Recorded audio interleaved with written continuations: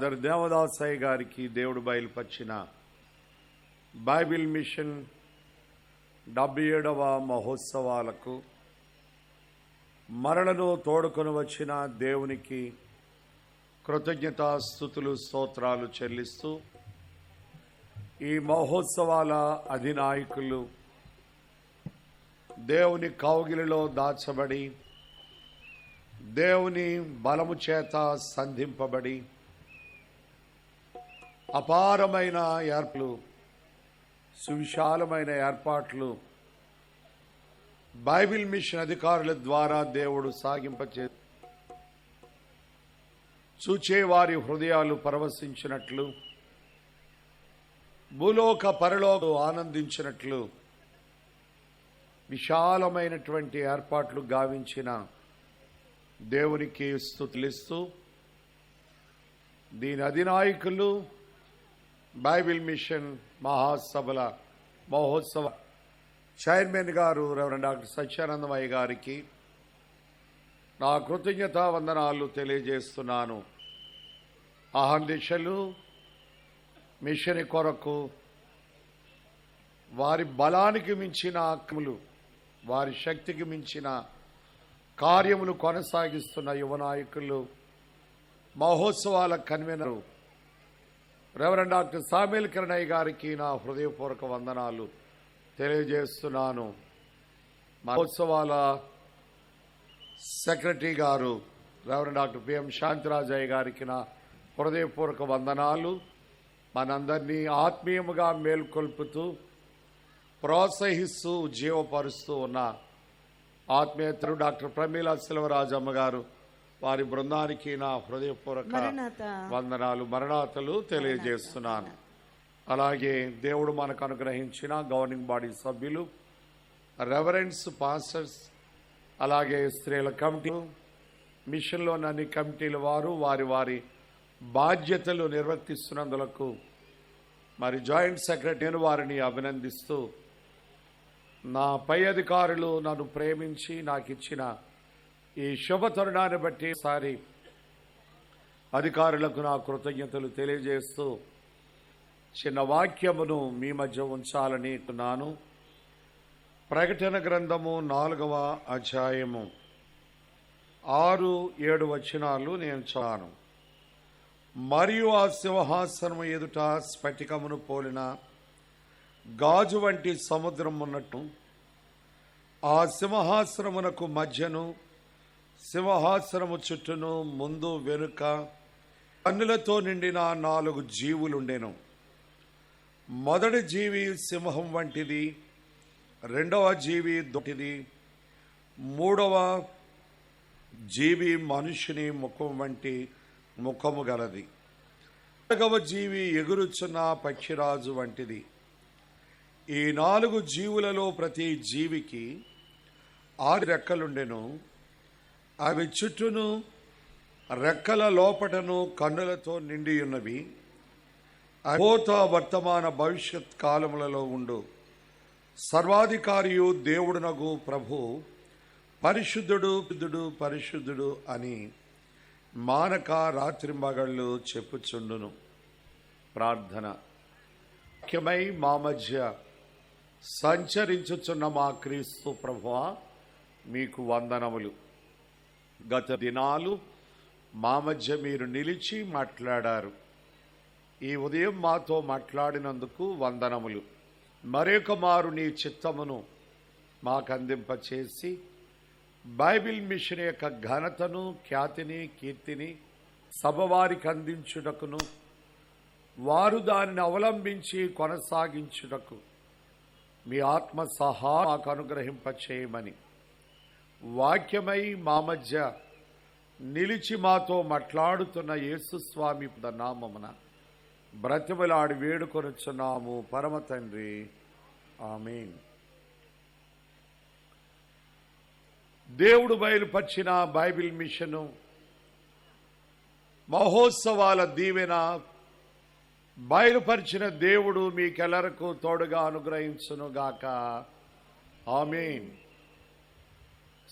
ఈ సమయమందు ప్రకటన గ్రంథము 4వ అధ్యాయములో కొంచెములు నేను చదువుట జరిగింది. ఈ 4వ అధ్యాయమునకున్న పేరు సింహాసనముల అధ్యాయమని వ్యాఖ్యానకర్తల వ్యాఖ్యానాన్ని మనం వింటూ ఉన్నాము. గత 2 దినాలుగా ఈ 4వ అధ్యాయ ధ్యానాలు దేవుడు ప్రియబిడ్డల ద్వారా మనకు వినిపింపచేసిన వారై ఉన్నారు.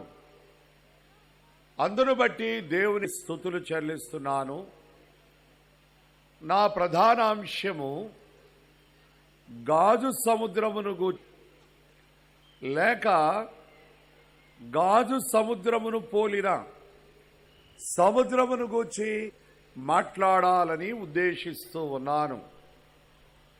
ఈ 4వ అధ్యాయము 6వ వచనములో మరియు ఆ సింహాసనము ఎదుట స్ఫటికమును పోలిన గాజు వంటి సముద్రము, స్ఫటికమును పోలిన గాజు వంటి సముద్రము. దీనివల్ల ఉపయోగం ఏమిటి? ఎందుచేత దేవుడు ఈ స్ఫటికమును పోలిన గాజు సముద్ర పరలోకములో ఉంచిన వారై ఉన్నారు? దీని ప్రయోజనములేమిటి అనేవి అనేక పయాలు మనము సంఘములలోనూ సభలలోనూ ధ్యానిస్తూనే ఉన్నాము. అయినప్పటికీ మరోమారు మీ మధ్య ఉంచాలనేది నా ఉద్దేశమై ఉన్నది. ఈ స్ఫటికమును పోలి మెరైనట్టి గాజు సముద్రమునకు అనుసంధానముగా మరో సముద్రమును దానిని నేను మీకు చూపిస్తూ ఉన్నాను.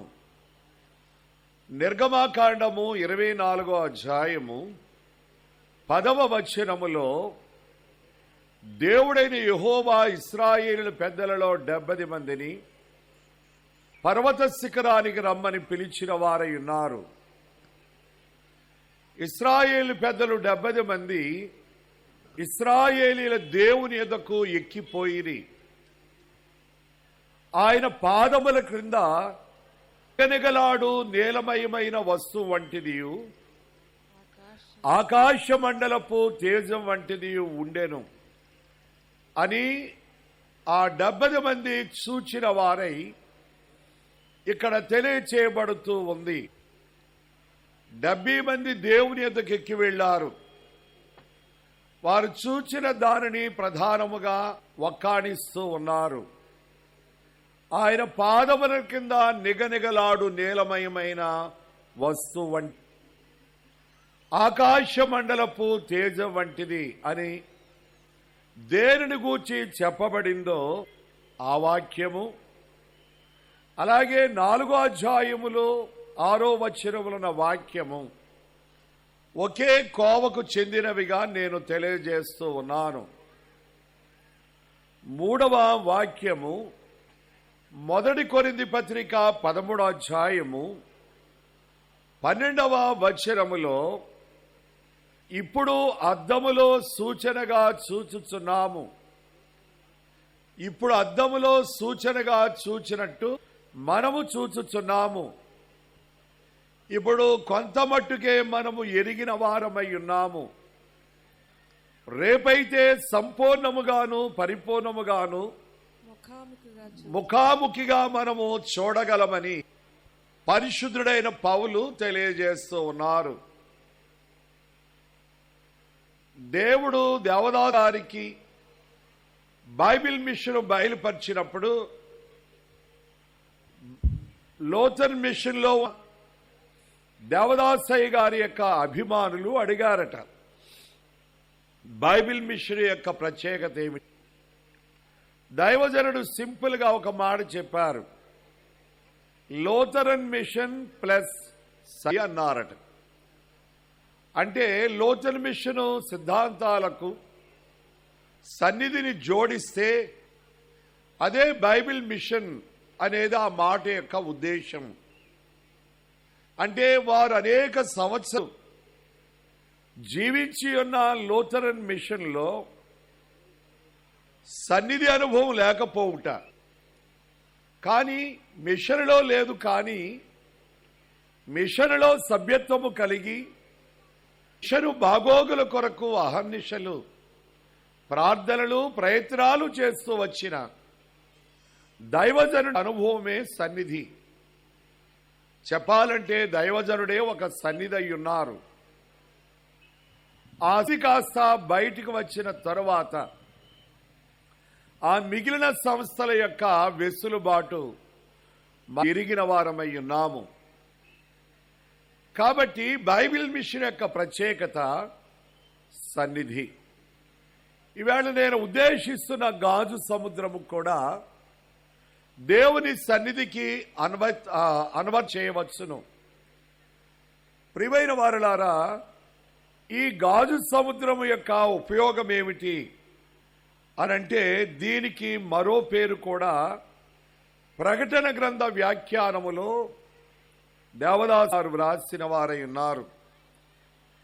దీనిని ప్రత్యక్ష సముద్రం అని కూడా తండ్రి గారు ఉటంకించారు. గాజు సముద్రము లేక ప్రత్యక్ష సముద్రం అని దైవజనులు పేరు కలిగింది.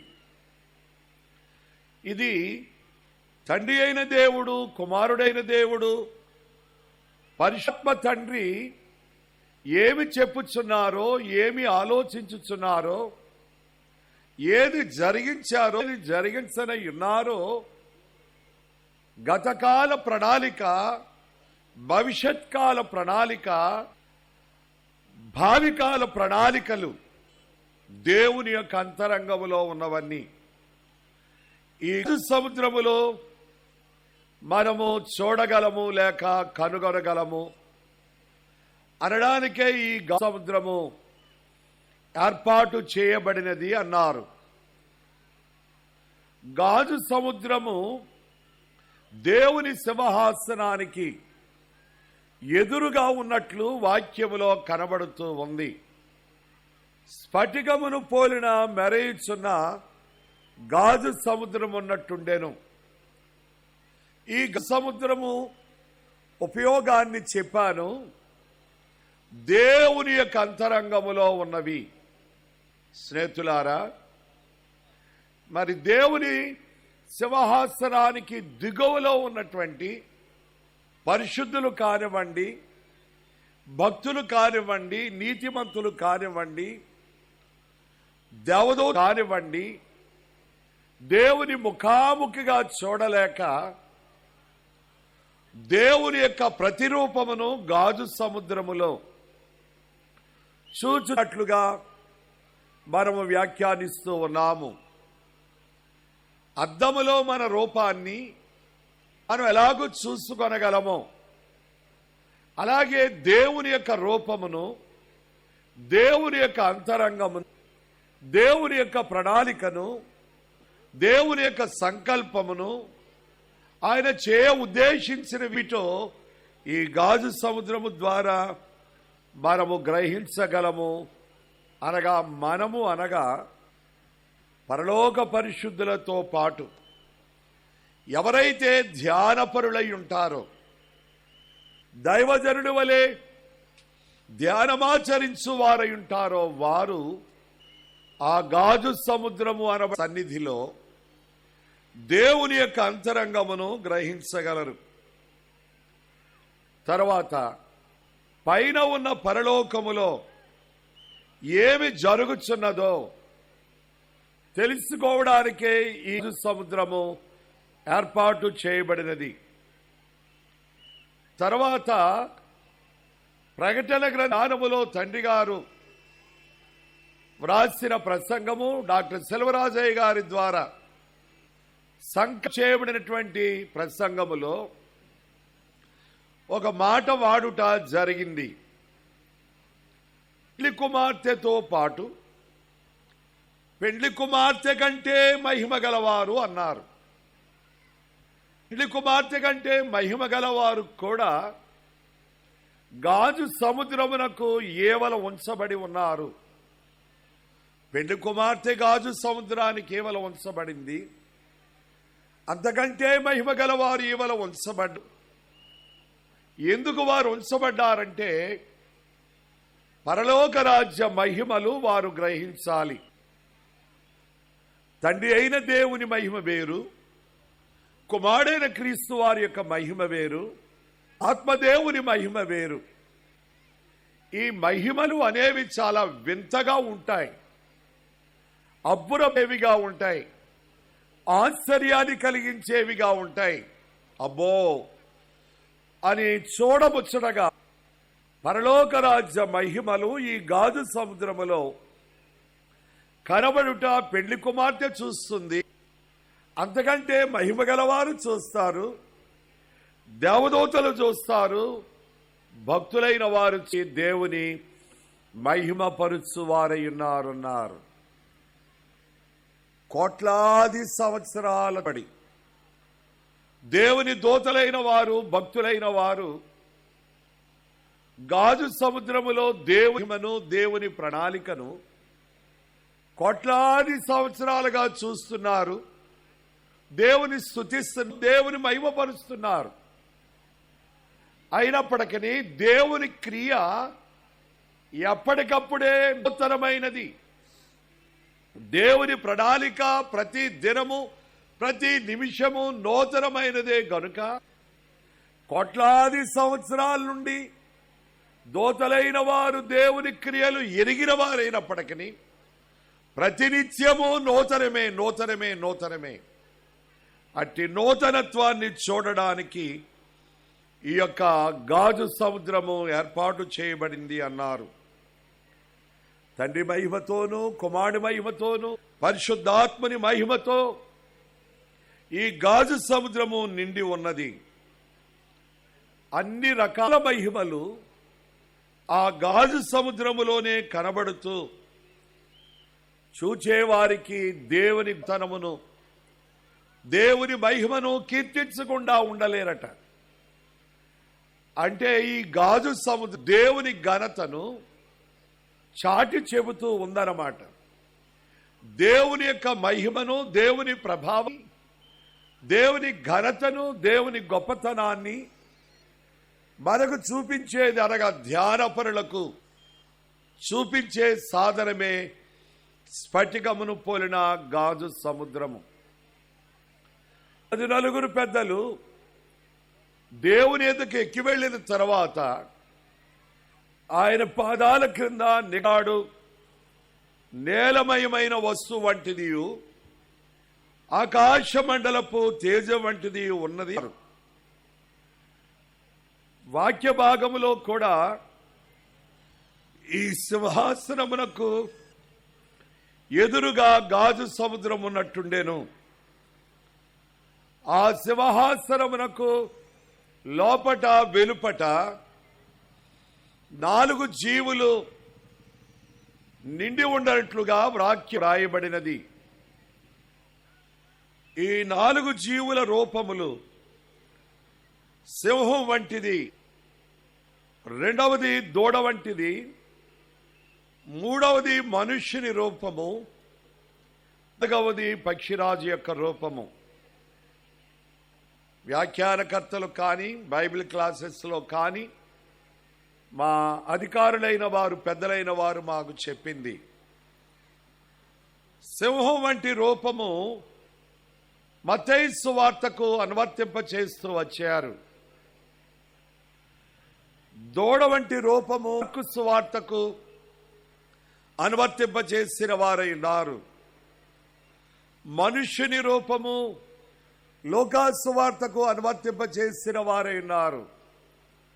యోహాను పక్షిరాజు రూపము, పక్షిరాజు రూపము యోహాను సువార్తకు అనువర్తింప చేసిన వారు పోలిక చేసి చెప్పిన వారు.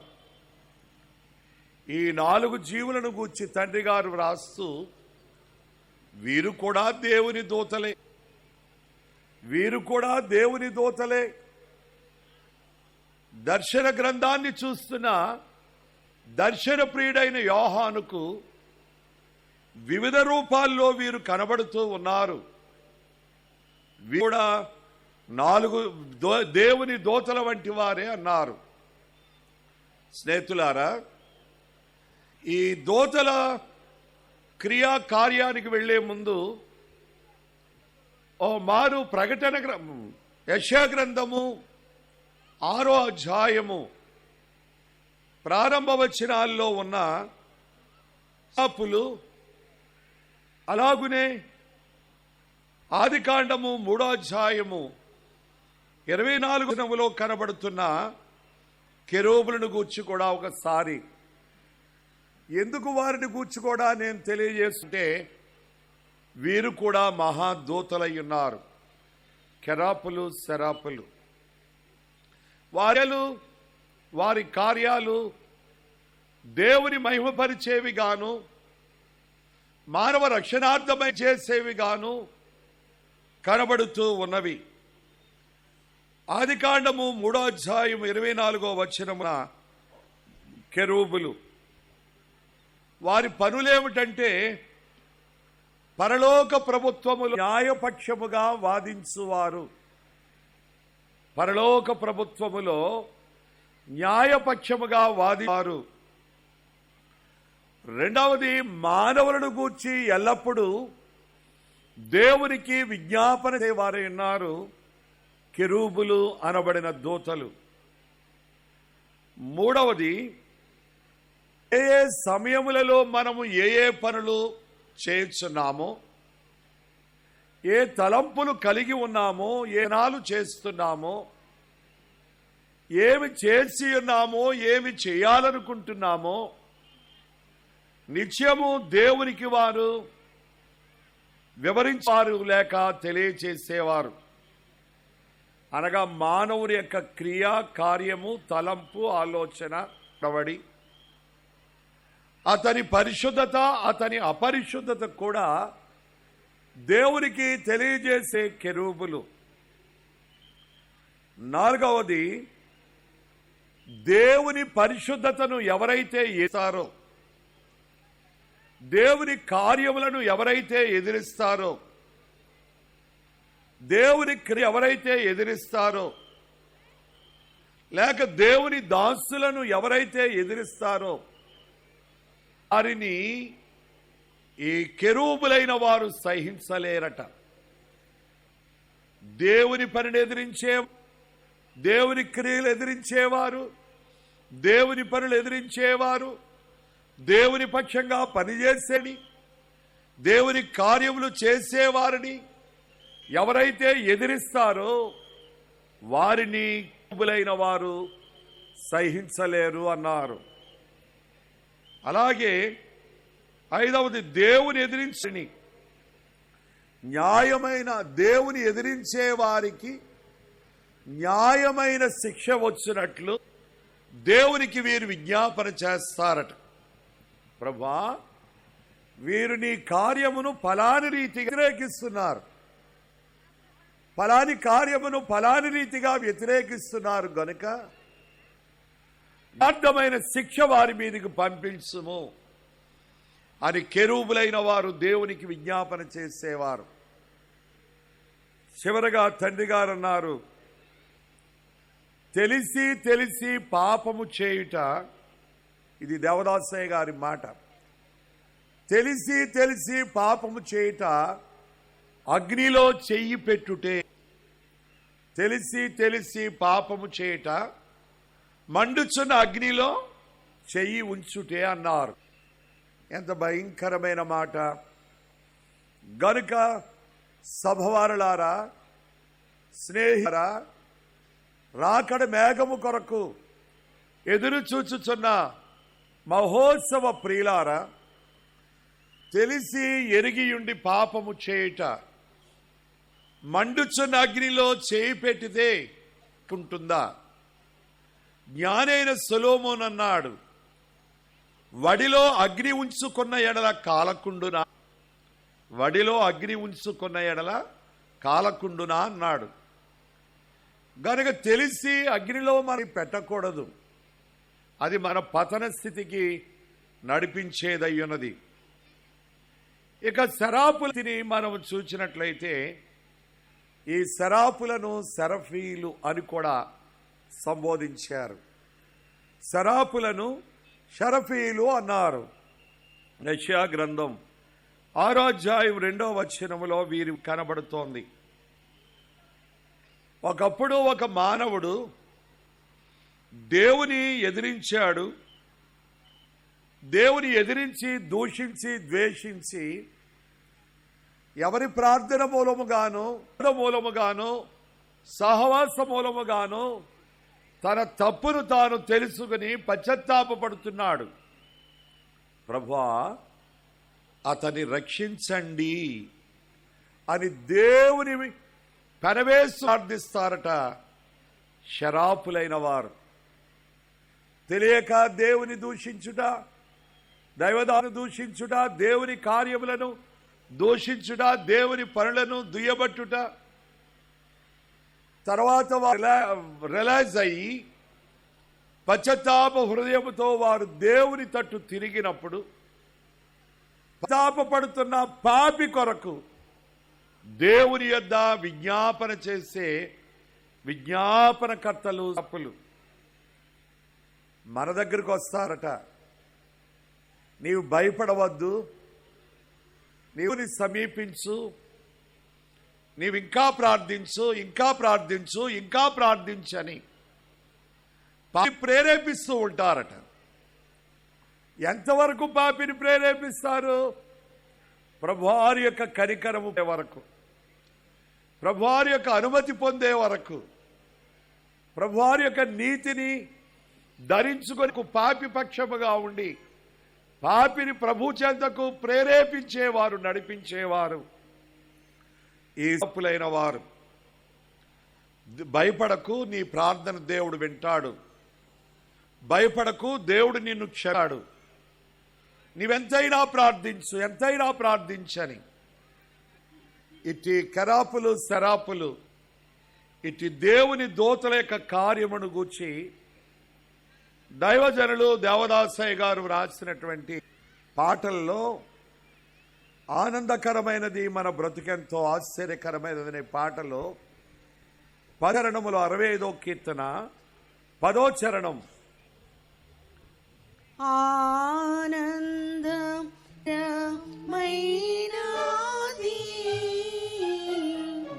మన బ్రతుకెంతో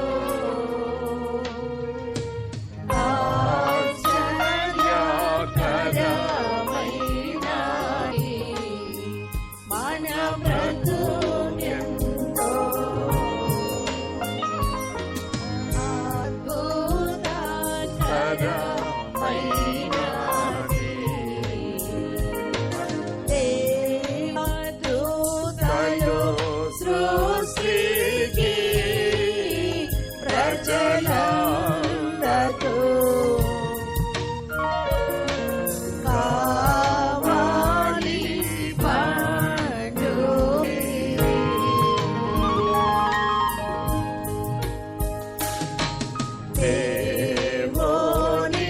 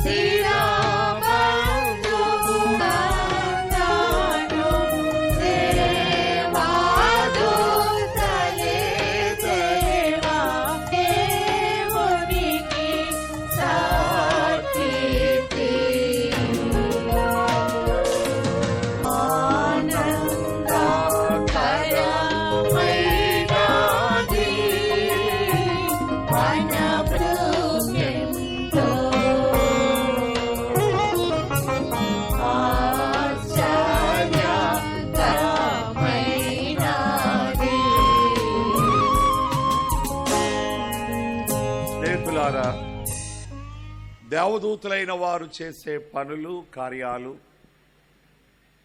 మన ప్రియ జనకులు ఆత్మీయ తండ్రిగా మనకు ముందే వ్రాసి బోధించుటకు వీలుగా దాచిపెట్టిన వారై ఉన్నారు.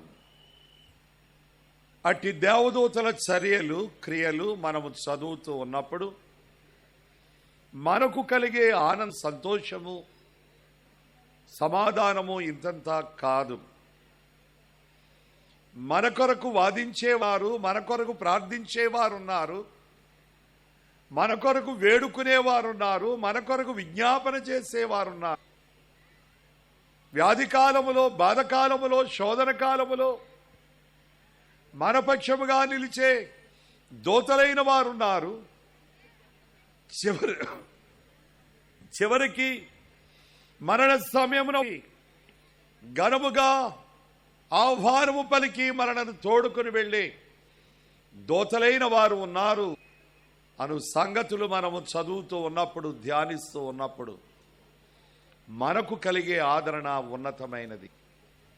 ఉదాహరణగా యేసు ప్రభువారు 40 దినాలు వనవాస కాలమందు మత్తయి సువార్త 4వ అధ్యాయము 11వ వచనములో పరలోకము నుండి దేవదూత దిగివచ్చి ఆయనకు పరిచయిస్తున్నట్లుగా మనం చూస్తున్నాము. ఏర్పాటు పురుషుడు సర్వమానవాళి రక్షణమై భూలోకములో రక్షణ కార్యక్రమము జరిపించుచున్న ప్రాణప్రియుడైన యేసు వారు దూతల పరిచర్యను ఆయన అంగీకరించిన వారై ఉన్నారు. గెత్సెమనే తోటలో కూడా ఒక దూత ఆయన కనబడి ఆయన బలపరిచినట్లుగా మనం చూస్తున్నాము. ప్రియులారా, మన ప్రియ రక్షకుడైన యేసు వారి జీవితములో ఇటు దూతల పరిచర్యను చూస్తున్న మనము తండ్రి గారు రాసినటువంటి పాటలో ఇది మన కొరకైన పరిచర్యగా తండ్రి గారు వ్రాశారు. ఈ ప్రకటన 4వ అధ్యాయములో కనబడుతున్న ఈ 4 జీవులు 6 రెక్కలు కలిగి, అలాగే యెషయా గ్రంథము 6వ అధ్యాయములో ఉన్న కెరాపులు శరాపులు వారు కూడా 6 రెక్కలు కలిగిన వారై ఉన్నట్లుగా వ్రాయబడింది. వెలుపట నేత్రములు కలిగిన వారు రెక్కలకు, అనగా 2 రెక్కలతో తమ ముఖమును కప్పుకుంటూ, 2 రెక్కలతో తమ కాళ్లను కప్పుకుంటూ, రెక్కలతో వారు ఎగురుతున్నట్లుగా మనము చూడగలము. కాళ్లను కప్పవలసిన అవసరత ఏముంది? 2 రెక్కలతో ముఖాన్ని కప్పుకుంటున్నారు దేవుని మహిమను చూడలేక. 2 చేతులతో 2 రెక్కలతో ముఖాన్ని కప్పుకుంటూ ఆ యొక్క గాజు సముద్రములో దేవుని యొక్క చర్య కార్యాలు వారు తిలకిస్తూ ఉన్నారు, స్తుతిస్తూ ఉన్నారు. మరి 2 రెక్కలతో ఎగురుట సహజమే. మరి 2 రెక్కలతో పాదాలు కప్పుకొనవలసిన అవసరత. దైవజన దేవదాసయ్య గారి యొక్క వస్త్రధారణ మనం చూచినప్పుడు ఆయన పాదాలకు మరి మేజోడు ఉండుట, సాక్స్ ఉండుట మనం చూడగలము.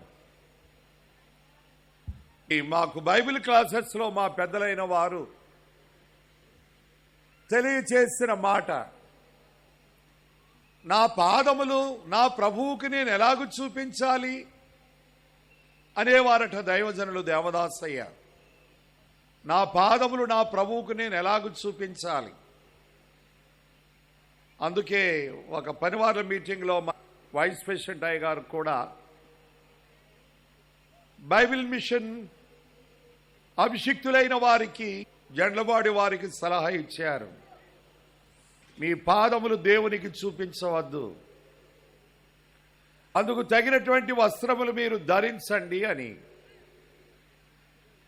దేవదాసయ్య గారు ధరించిన వస్త్రాలు, ఆయన కట్టిన పంచె, ఆయన పాదాలు దిగుంటుంది, ఫోటోలో చూడండి. పాదములు ఎలాగున దేవునికి చూపించాలి, శరీరములో ముఖానికున్న ప్రాధాన్యత పాదాలకు ఉండదు. శిరస్సుకిచ్చిన ప్రాధాన్యత పాదాలకు ఇవ్వలేము. అల్పముగా ఎంచబడే వాళ్ళు దేవుని ఎదుట, దూతల ఎదుట, పరిశుద్ధుల ఎదుట ఎలాగో ఉంచగలము? అందుకే దైవజారి పాదాలను సైతము వారు కప్పుకునేవారని. అందును బట్టి దూతలైన వారు ఇప్పుడు మనవుతుంది. దూతలైన వారు తమ పాదములు దేవునికి చూపించలేక రెండు రెక్కలతో తమ పాదములను కప్పుకొనుట, ఇది మనకు మాదిరితో కూడిన ఉపదేశము. దూతలైన వారే తమ పాదములను రెక్కలతో దాచుకుంటూ ఉన్నప్పుడు మన పాదములు ఎలా భద్రపరచబడాలి దేవుని సాన్నిధ్యములో? అందుకే సన్నిధి గదిలోనికి వెళ్ళే బిడ్డలైన వారు లేక సన్నిధి పరులైన వారు చేపను తోమినట్లుగా రాతికి వేసి పాదములు తోమవలెను, వారి కాళ్ళు తోమవలెను. దైవజనుడు రాసిన శుద్ధీకరణలో కాలి పగుళ్లలో కూడా మట్టి ఉండుట పాపమే అని వ్రాశారు. పగుళ్లలో గోరు, చేతి గోరులో కూడా మట్టి ఉండుట పాపమే అని. కాబట్టి దైవజనుడు ఎంత శుద్ధిని పాటించి మనకు నేర్పించారు. దైవజనుడి శుద్ధి యావత్తు పరలోక రాజ్య శుద్ధికి సాదృశ్యంగా కనబడుతూ ఉంది. అందుకే ఆయన దేవుని సాన్నిధ్యములో బహు జాగరూకులై ఆశీలై ఉండేవారనే సంగతి మనం ఎరిగిన వారమై ఉన్నాము. ఇక్కడ 4 జీవులు దేవుని స్తుతించుచూ ఉన్నవి, మహిమపరచుచున్నవి, దేవుని గణపరచుచున్నవి. మరొక స్థుతి కూడా నేను గుర్తు చేస్తాను. దేవుని సింహాసనమును ఆవరించి ఉన్న 24 పెద్దలు కూడా వారు దేవుని సింహాసనం వెనుక కూర్చున్నప్పుడు వారి శిరస్సుల మీద కిరీటములు ఉన్నవి. వారు ఆ సింహాసనముల మీద నుండి లేచి దేవుని సింహాసనం ఎదుట సాగిలపడే సమయమప్పుడు వారి శిరస్సుల కిరీటములను తీసి ప్రక్కకు పెట్టినట్లుగా వాక్యంలో మనము చూడగలము. వారు దేవుని సింహాసనము చుట్టూ ఉన్నప్పుడు వాళ్ళ మీద కిరీటములు ఉన్నవి. దేవుని వెనక ఉన్నవారు దేవుని ముందుకు సాగిలు పడుతున్నప్పుడు వారి తలల మీద ఉన్న సింహాసనాలు ప్రక్కకు పెట్టారు. దేవదాసయ్య గారు వ్రాశారు. దొరలైన వారు టోపీలు ధరిస్తూ ఉంటారు. వారు దేవులోనికి రాగానే ఆ టోపీ తీసి ఆ బెంచి మీద ప్రక్కన పెడతారు, ప్రార్థన చేసుకుని ఆరాధనలో వేస్తారు. అలాగే అయ్యగారి వ్యాఖ్యానం ఎలా ఉందంటే, దేవా నీవు సింహాసనాలు ఇచ్చావు, మేము తగని వారము. అదనంగా కిరీటములు ఇచ్చావు, ఇవి ధరించుకొనుటకు మేము తగని వారము. మేము అర్హులము కాదు కిరీటములు ధరించుటకు. ఈ కిరీటములు ధరించుటకు మాకు అర్హత లేదు గనుక నీ ఎదుట మేము కిరీటములు ధరించి ఉండలేము. నీ వెనుక మేము ధరించి ఉన్నప్పటికీ నీ ముఖము ఎదుట కిరీటములతో ఉండలేము. మేము తగిన వారము కాము, అర్హులము కాము అని ఆ 24 పెద్దల తమ కిరీటములను తీసి ప్రక్కకు పెట్టిరని వ్రాశారు. అంటే దేవుని ఎదుట వారి యొక్క తగ్గింపు, దేవుని ఎదుట వారి యొక్క వినయము, విధేయత, వారు కూడా దేవుని స్తుతిస్తూ ఉన్నారు. 4 జీవులు స్తుతిస్తూ ఉన్నవి. ఈ 24 పెద్దలు కూడా దేవుని స్తుతిస్తూ ఉన్నారు. ఈ 4 జీవుల స్తుతి వచనములో అవి భూత వర్తమాన భవిష్యత్ కాలములలో ఉండు సర్వాధికారియు దేవుడునగు పరిశుద్ధుడు పరిశుద్ధుడు పరిశుద్ధుడు అని మానక రాత్రింబగళ్ళు చెప్పుచుండును. సింహాసనమందు ఆసీనుడయుండి యుగయుగములో జీవించుచున్న వానికి మహిమయు ఘనతయు కృతజ్ఞతాస్తుతులు కలుగును గాకని ఆ జీవులు కీర్తించుచు ఉన్నవి దేవుని. 10-11 వచనాల్లో 24 పెద్దల స్తుతి కనబడుతోంది. ఆ 24 పెద్ద సింహాసనమునందు ఆసీనుడయుండు వాని ఎదుట సాగిలపడి యుగయుగములో జీవించుచున్న వానికి వానికి నమస్కారము చేయొచ్చు. ప్రభువా మా దేవా, నీ వస్తమును సృష్టించితివి, నీ చిత్తమును బట్టి అవి ఉండెను, దానిని బట్టి సృష్టింపబడెను గనుక నీవే మహిమ ఘనత ప్రభావములు పొందనర్హుడు అని చెప్పుచు తమ కిరీటములను ఆ సింహాసనట వేసిరి. 6 రెక్కలు కలిగినటువంటి దూతలైన వారు జీవులు దేవుని స్తుతించుట, సింహాసనాసీనులు కిరీటదారులు అయ్యున్న 24 పెద్దలు దేవుని స్తుతించుట. ప్రియులారా, ఈ ఇద్దరూ చేసే ఇక్కడ ఈ ఇద్దరు అనేది ఎప్పుడైతే కనిపించిందో ఇద్దరిని 2 సేనలు అంటున్నాను. 4 జీవులు ఒక సేన కాగా 7 పెద్దలు మరో సేన. అలాగునే దైవజనుడు వ్రాస్తూ పరలోకములో గాజు సముద్రము, భూలోకములో గాజు సముద్రము అన్నారు.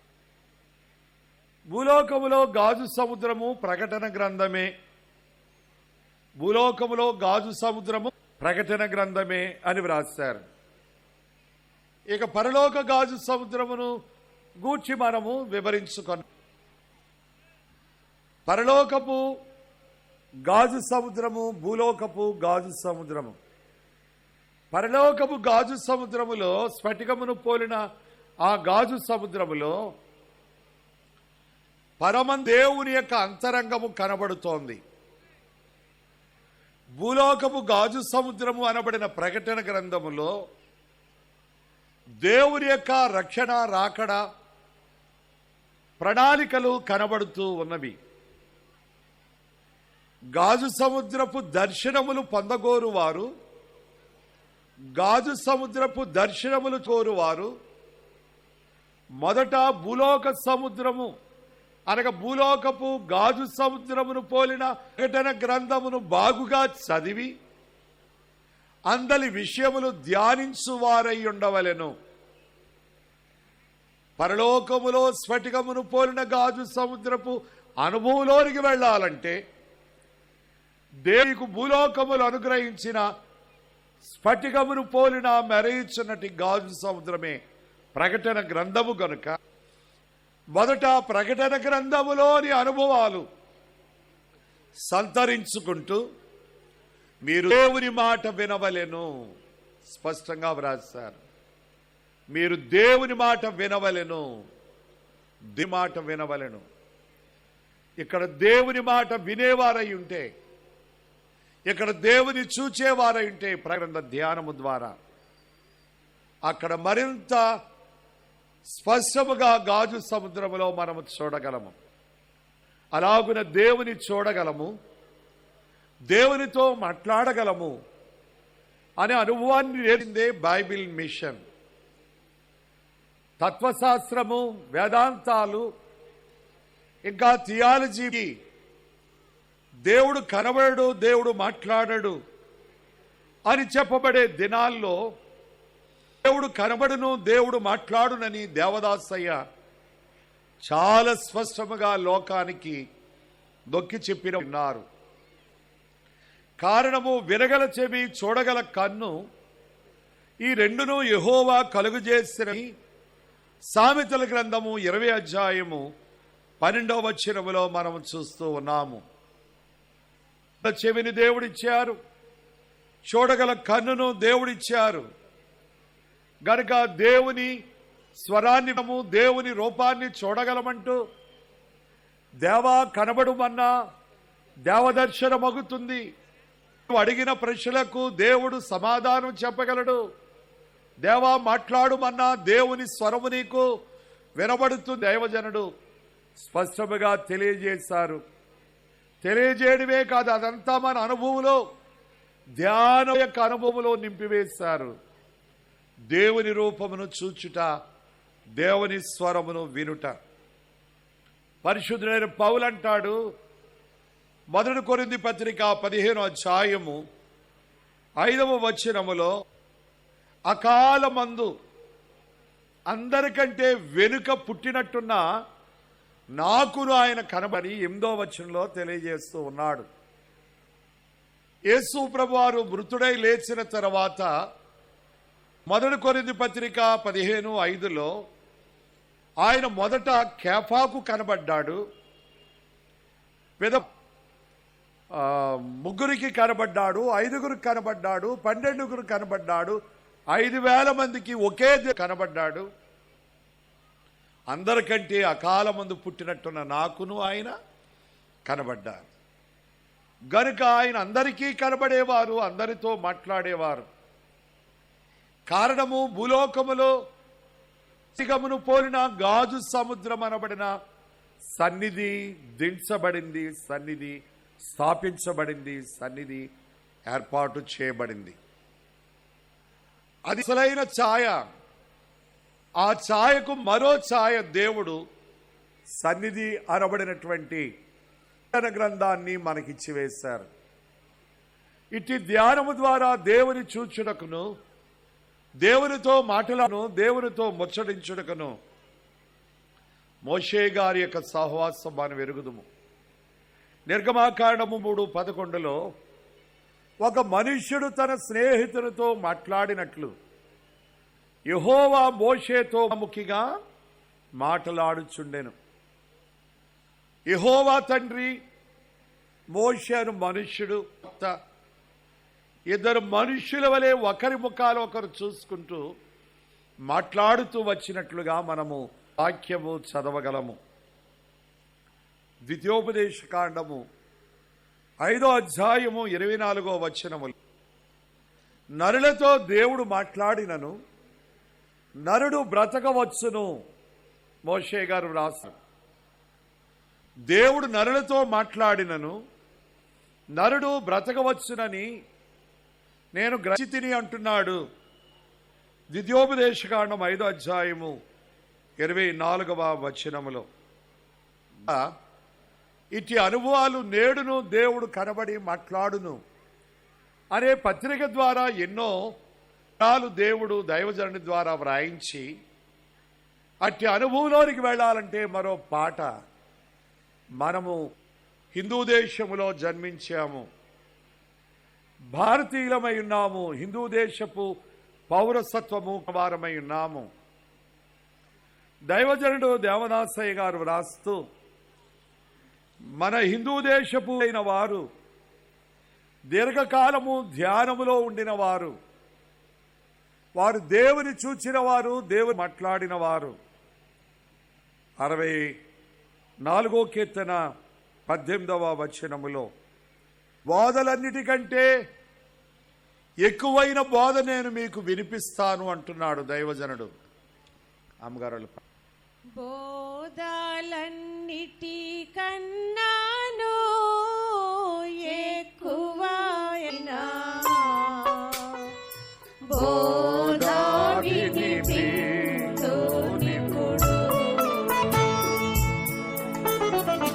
దినము నాకొక గంట మనసున నీ అంశమును ధ్యానమున పెట్టి కనిపెట్టుచుందును.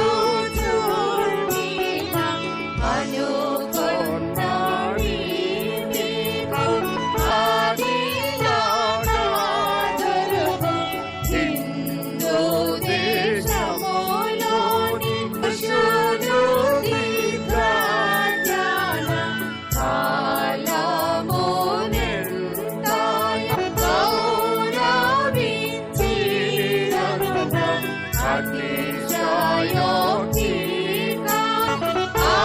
ఆనందకరమైన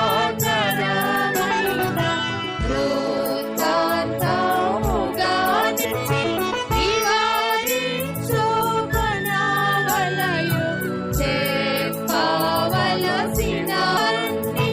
చెప్పినాము ధ్యానం మా బాగున్న పాడం మాదిగు నౌదులు.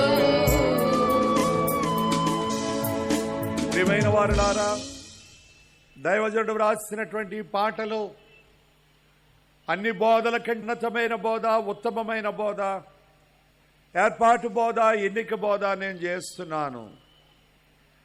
హింస పురుషులైన వారు, దీర్ఘదర్శులైన వారు దైవ దర్శనార్థమై అలాగే నెలలు, గంటలు, చివరికి తమ జీవిత కాలం అంతా రాజ్యాలు విడిచి, కుటుంబాలు విడిచి, బిడ్డలు విడిచి ఏకాంత ధ్యానంలోనికి వెళ్ళిపోయిన చరిత్ర ఉంది. వారెందుకు రాజ్యాలు విడిచారు, భార్యా బిడ్డలు విడిచారు?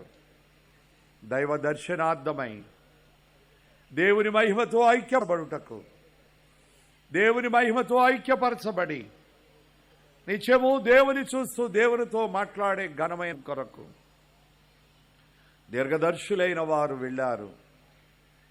మన కాలపు దీర్ఘదర్శి, మన కాలపు ప్రవక్త అనబడిన దేవదాసయ్య, ఆయన మన కాలమందుండి మనకు మాదిరిగా జీవించి మన కళ్ళ ముందే ధ్యానానుభవము కలిగిన వారై మనము చూచుచుండగానే భూలోక పరలోక సంచారము చేసి మనము చూచుచుండగానే ఆత్మ సంచార వరమును ఉపయోగించుకొని చివరికి వారు ఏమైతే అనుభవించారో బోధల రూపములో, పాటల రూపములో, బుర్రకథల ఆయా రూపాల్లో ఆయన వర్ణించి మనకు మిగిల్చి వెళుతూ వెళుతూ అన్నారు, మీరు జీవాంతమందు పాదికులు కావాలంటే, మోక్షప్రాప్తి పొందాలంటే దినానికి 1 గంటైనా ఏకాంత ధ్యానం ఉండండి, ధ్యానములో ఉండండి. ధ్యానమిచ్చును సలహా, ధ్యానములండి, ధ్యానమిచ్చును సలహా. న్యూడార్ఫర్ దొరగారు తన కుమారుడైనటువంటి న్యూడార్ఫర్ దొరగారికి గుంటూరు సన్నిధి కూటములో వర్తమానమిస్తూ చక్కని మాట తెలియజేశారు. ఓ పత్రిక నేను చదివాను. మిషనరీలమై ఉన్నటువంటి మనము తిరిగి తిరిగి తిరిగి నమ్మకము లేని సేవను సంపాదించుకున్నాము. దేవదాసు అనే ఈయన ఏ ఫీల్డ్లోనూ తిరగకుండా తన గదే ఉండి తాను చేసిన, ఆచరించిన ధ్యానం వల్ల నమ్మకమైన స్థాపించారు, నమ్మకమైన సేవకులను సమకూర్చారు, నమ్మకమైన పని జరిగినారు. కారణము, నీవలే నావలే వారు గుర్రాల మీద, ప్రయాణ సాధనాల మీద ఆయన తిరగలేదు. తాను కూర్చున్న స్థలములోనే, తాను ధ్యానిస్తున్న గదిలోనే ఉండి తనంతటిని ఏలుబడి చేస్తున్నారు అని పెద్ద దొరగారు చిన్న ఆయనకి ఇచ్చిన వర్తమానము. అలాగే మీరు, నేను ఓ మారు దేవదాసయ్య గారు వర్తమానం చెప్తూ, బైబిల్ మిషన్ సేవకుడా, గుడిలో కూర్చో, అందరు నీ యొద్దకు రావాలో దేవుడే వారు నీ యొద్దకు నడిపిస్తారు. కూర్చో అర్థం ఏమిటంటే, దేవదాసయ్య వర్తమానములో బైబిల్ మిషన్ సేవకుడు తిరగల వంటి వారు కావాలి. కుదురుగా కూర్చునే కాలంలో కుదురుగా కూర్చోవాలి, కింద రాయి వలె. తిరిగే కాలములో తిరుగుతూ ఉండాలి, రాయి వలె. కింద రాయి ఉండాలి, పై రాయి ఉండాలి. అప్పుడే సేవ ఫలిస్తుంది. పోవాలి ధ్యానము కొరకు, తిరగాలి సేవ వృద్ధి కొరకు. మాదిరి దేవదాసయ్య. అట్టి ధనుడు తానున్న గదిలో తాను దేవుడు ఆయనకు అనుగ్రహించిన దివ్యమైన శక్తులను బట్టి ఈ విశాల పందిరి, విశాలమైన శక్తివంతమైన భక్తితో కూడిన నాయకత్వము, ఏ మానవుని అనలేని ఉన్నతమైన గొప్పమైన ఘనమైన కార్యమును దేవుడి దినమందు మహోత్సవాల ద్వారా ధ్యానానుభవం జరిగించుచున్నారని చెప్పడానికి సంతోషిస్తూ ఉన్నాను. ఈ ధ్యానానుభవం తరిగిపోయేది కాదు, ఈ ధ్యానానుభవమే పెరిగేది గనుక రాబో దిలకు మరింత ధ్యానానుభవము పెరిగి అధికారులైన వారి ధ్యానానుభవం ద్వారా, మిషన్ వారి ధ్యానానుభవం ద్వారా, సంఘాల వారి ధ్యానానుభవం ద్వారా మరింత ఘనమైన మహోత్సవము జరుపగల కృప దీవెన ఈ ఏడాది ఏకీవించుకు మిషన్ అధికారుల యొక్క ధ్యానానుభవం యొక్క దీవెనలు, దైవజనుడి యొక్క ధ్యానానుభవ దీవెనలు, యొక్క ధ్యానానుభవ దీవెనలు, మిషన్ అధికారుల యొక్క ధ్యానానుభవ దీవెనలు తండ్రి మెండుగా మీకు అనుగ్రహించడం ద్వారా మీరు కూడా పారమార్థికులు కాగల కృపా దీవెన బైబిల్ మిషన్ బయలుపరిచిన దేవుడు మీకెల్లరకును ప్రసాదించును గాడ్. ఆమేన్. ప్రేమగల మా తండ్రి, కొద్ది వాక్యములు దీవించి మా తండ్రి ఎట్టి ధ్యానానుభవం కలిగిన వారు మేమును మా అధికారులను అట్టి మహోన్నతమైన స్థాయికి స్థితికి మీరు నడిపించుచున్నారు గనుక స్తోత్రం. ఈ ఏడాదికి మా శక్తికి మించిన కార్యము, మా అధికారుల శక్తికి మించిన కార్యము జరిగించారు, జరిగిస్తున్నారు. మరింత ధ్యానానుభవం ద్వారా రాబోయే దినములలో మరిన్ని కార్యములు చేస్తూ చేస్తూ మేఘమెక్కే కృప దయచేసి దీవించుమని పెళ్లి కుమారుడు యేసు స్వామి పరిశుద్ధ నామమున బ్రాడి వేడుకుంటున్నాము పరమ తండ్రి. నన్ను ప్రేమించి నాకు ఇచ్చిన అమూల్యమైన సమయాన్ని బట్టి